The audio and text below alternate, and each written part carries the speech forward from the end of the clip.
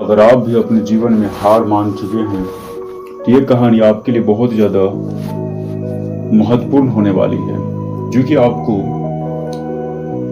उस राह से आपको मोड़ करके लाएगी जिस राह पर आप एक हमराही की तरह भटक रहे हैं। कहानी है एक ऐसे गांव में पत्थर तोड़ने वाला मजदूर रहता था।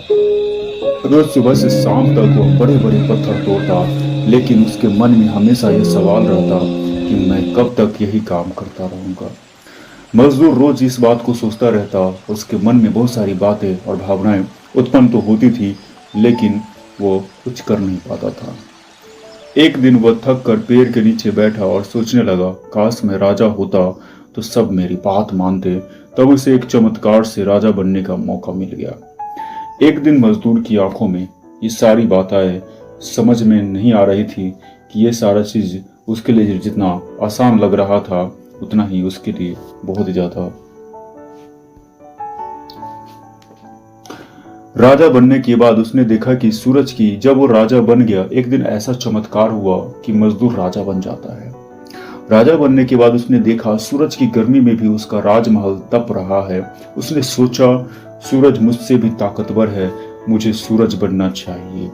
वह सूरज बन गया, लेकिन कुछ दिनों में उसने देखा कि बादल उसकी रोशनी को रोक रहा है। उसने फिर सोचा कि बादल मुझसे ज्यादा ताकतवर है, तो मुझे बादल बनना चाहिए। ये मजदूर की क्या दिमागी हालत थी, या आप समझ सकते हैं। वो बादल बन गया, पर जल्द ही समझ गया कि वो हवा उसे इधर उधर उड़ा देती है। उसने कहा कि मुझे हवा बनना चाहिए।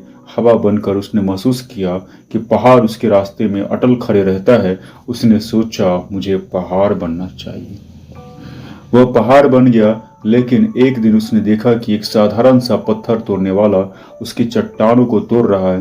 तभी उसे एहसास हुआ कि जिसे मैं सबसे कमजोर समझता था, वही सबसे ताकतवर है, और वह मैं खुद हूँ।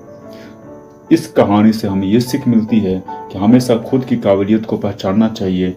ताकत बाहर नहीं होती, हमारे भीतर होती है।